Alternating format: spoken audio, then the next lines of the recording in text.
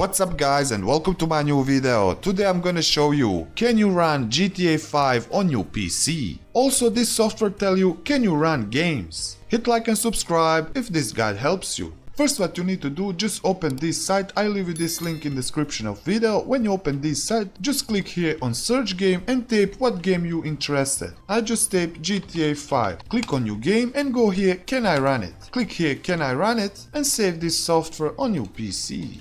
Open this detection and go here run. And wait few minutes for this process. When you finish this like me, you will see all done and you will be redirected on your browser. In this case, I can run GTA 5 with minimum and recommended system requirements. When you see this green check mark, you have these requirements. In this case, I don't have enough space for this game. You can also check for every game what you want, like Cyberpunk, and you see your info here. And that's all guys for this video. If this guide helps you, share with your friend, hit subscribe button and tell me in comments, can you run Cyberpunk? I see you in the next video and bye guys.